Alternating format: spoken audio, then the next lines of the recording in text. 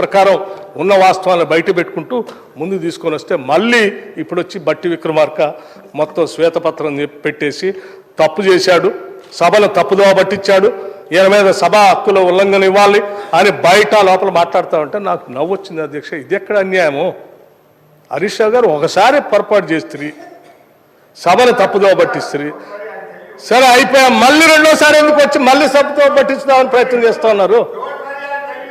మళ్ళీ ఎందుకు అధ్యక్ష? హరీష్ రావు గారు సీనియర్ మెంబరే కదా, ఇంకా ఎన్నిసార్లు ఇట్లా తప్పుల మీద తప్పులు చేసుకుంటూ పోతా ఉన్నాను. ఏమన్నా సరే ఓకే, మీరు అన్నట్టు మీరే రైట్ అన్నా అనుకుంటున్నారా?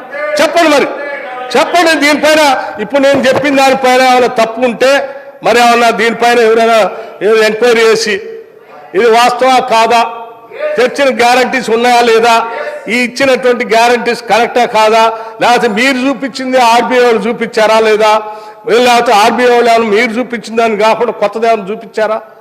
చెప్పండి అధ్యక్ష, ఏమైనా చేద్దామంటే సభానాయకులు కానీ లేకపోతే సభాపతి గారు కానీ లేకపోతే సభలో ఉన్న సభ్యులు కానీ అందరూ ఆలోచన చేసి, ఎందుకంటే ఇది రాష్ట్ర ప్రజలకు సంబంధించినటువంటి డబ్బు అధ్యక్ష, ప్రతి రూపాయి జాగ్రత్తగా మనం అంతా ఏంటి అధ్యక్ష, కస్టోడియన్స్. ఇక్కడ ప్రజలు కట్టినటువంటి డబ్బులు రూపాయి పోగేసి జాగ్రత్తగా ఖర్చు పెట్టేటప్పుడు కానీ చూపించేటప్పుడు కానీ ప్రజలకు జవాబుదారీతనంగా ఉండాలి తప్ప అధ్యక్ష, ఈ సభ ప్రజాస్వామ్యంలో ఉన్న వ్యవస్థకి అత్యున్నతమైనటువంటి స్థానం అధ్యక్ష. ఇది ప్రజాస్వామ్యానికి దేవాలయం లాంటిది. ఇక్కడ ఎంతో పవిత్రంగా మనందరం కూర్చొని ప్రజల కోసం ఆలోచన చేసి ప్రతిదాన్ని నిర్ణయాత్మకంగా సహేతుకంగా ఆలోచన చేసి ప్రజలకు నిర్ణయాలు చేయాలి తప్ప కేవలం రాజకీయాల కోసం లేకపోతే మనం ఏదో తప్పుదో పట్టించి మనం ఏదో లబ్ధి పొందామని అనుకుంటూ చేస్తే అధ్యక్ష పాలకులుగా ఉండాల్సిన లక్షణం కాదు అధ్యక్ష. నాకు తెలిసి పాలకులకి ఉన్నత భావాలు ఉండాలి, ప్రజల కోసం ఆలోచన చేయాలి, శాశ్వత ప్రయోజనాల కోసం ఆలోచన చేయాలి, విశాల హృదయాలు ఉండాలి అధ్యక్ష. అలా లేకుండా ఈ రకంగా చేసుకుంటూ పోవటం అనేది కరెక్ట్ కాదు అధ్యక్ష. నేను ఇంకో విషయం కూడా మీ దృష్టికి తీసుకొని రాదలుచుకున్నాను అధ్యక్ష. అధ్యక్ష, ఎఫ్ఆర్బిఎం యాక్ట్ సంబంధించి చాలా స్పష్టంగా చెప్తా ఉంది అధ్యక్ష. ఈ యాక్ట్ ఏం చెప్తుంది? whenever the state government undertakes to unconditionally and substantially repay the principal amount and or pay the interest of any separate legal entity, it has to reflect such liability as the borrowings of the state. As the borrowings of the state. Repay చేసే ప్రతి పైసా కూడా borrowings లాగా reflect కావాల్సిందే అని చెప్పి చాలా స్పష్టంగా FRB act కూడా చెప్తా ఉంది.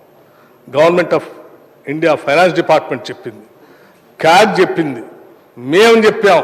ఉన్న వాస్తవాలన్నీ అన్ని కార్పొరేషన్లకు సంబంధించిన సమగ్రమైన సమాచారం తీసుకొచ్చి సభ ముందు పెట్టాం. ఇన్ని పెట్టి ఆ రోజు శ్వేతపత్రం పెట్టి అంత చర్చ జరిగిన తర్వాత ఒక సంవత్సర కాలం అయిన తర్వాత మళ్ళీ ఒక కాగితం పట్టుకొని హరీష్ రావు గారు సభకు వచ్చి, అయ్యా మీరు అంతా సభను తప్పుదోవ పట్టించారు, మీ మీద చర్యలు తీసుకోవాలంటున్నారు. అధ్యక్ష, నేను రెడీ.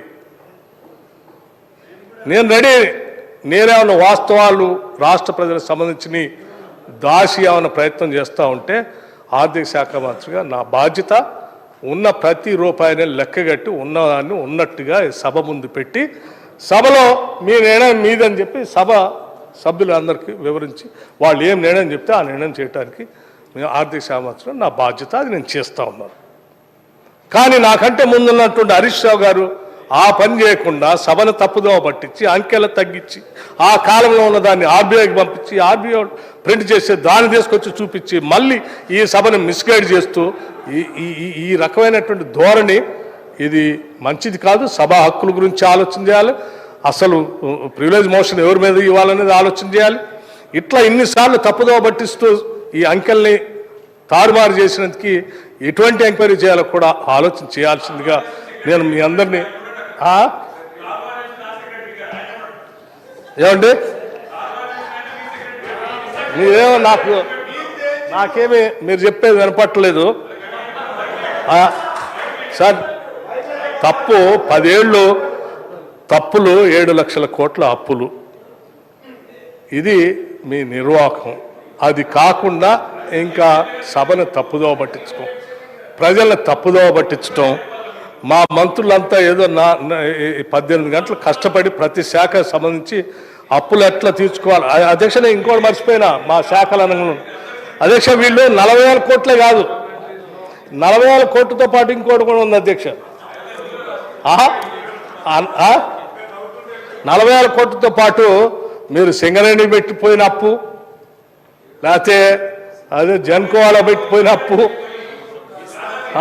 డిస్కౌంట్ పెట్టిపోయిన అప్పు, సివిల్ సప్లైస్ ఈ అప్పులు ఇంకా అవన్నీ యాడ్ చేస్తే అవి ఆడకపోతాయి అర్థం కావట్లే భయానికి. సరే వాటిని అంతా సరి చేసుకుంటూ వస్తా ఉన్నాం అధ్యక్ష. సింగరేణి, సివిల్ సప్లైస్, జెన్కో అధ్యక్ష ఎవరైనా నాకు తెలియక అడుగుతాను. నిన్న హరీష్ రావు గారు ఓ మాట చెప్తా ఉన్నాను, నేనేదో అగ్రికల్చర్ సంబంధించి మొత్తం డబ్బులు కట్టాను 64,000 కోట్లు కట్టాను అంటారు. ఏంటంటే 10 సంవత్సరాలు 64,000 కోట్లేనా? ఏమంటే నెలకు 1,500 కోట్లు కదా కట్టాల్సింది. నెలకు 1,500 కోట్లు అంటే సంవత్సరానికి ఎంత అవుతుందండి? 1,80,000 కోట్లు 10 సంవత్సరాలకి 18,000 కోట్లు అవుతుంది. కట్టాలి కదా. 10 సంవత్సరాలకి ఎంత అవుతుందండి? 10 సంవత్సరాలకి ఎంత అవుతుంది సార్? మీరు 1,80,000 కోట్లు కట్టాల్సింది, అందులో 60,000 కోట్లు కట్టామని చెప్పి మేము మొత్తం కట్టాము 60,000 కోట్లు కట్టాం. మరి మిగతా 1,40,000 కోట్లు ఎవరు కడతాడు? ఎవరండి? మీరు ప్రతి నెల నెల కరెంట్ వాళ్ళకి అసలు డబ్బులు కట్టారా? మీరు మాట్లాడితే బయటికి పోయి నేను కరెంటు ఉచితంగా ఇస్తున్నా, ఏదో మేము ఇచ్చిన దాన్ని వీళ్ళే ఇచ్చినట్టు. అరే కరెంటు ఉచితంగా రైతులకు ఇచ్చింది మేము ఇచ్చిందని ఏదో మేము ఇస్తున్నాం అని బయటికి చెప్పుకొని ఇత్తనం అని చెప్పి మరి డబ్బులు కట్టారా? అది కట్టలే. అప్పుడు మొదలుపెట్టింది ఇచ్చింది మేము, వచ్చింది బిల్లులు కట్టేది మేమే, దాని పెండి పెట్టిపోతుంది. ఇట్లా ప్రతి దగ్గర గొర్రెలకి డబ్బులు ఇస్తున్నాం అన్నారు. ఇచ్చారా? డబ్బులు కట్టారా అండి? కుదరబెడితే రాష్ట్రాన్ని ఇష్టమైన పరిస్థితిని వదిలేసిపోతుంది. మళ్ళీ దాంట్లో 5% రిస్క్ ఏం లేదంటారు. అదేమో ఇప్పుడు మేము కట్టాల్సి వచ్చింది. సివిల్ సప్లైస్ ఉత్తమ్ కుమార్ రెడ్డి గారు నేను చూస్తున్నా రోజు సివిల్ సప్లైస్ సంబంధించి రోజు రివ్యూ మీటింగ్. ఎన్ని వేల కోట్లు అండి?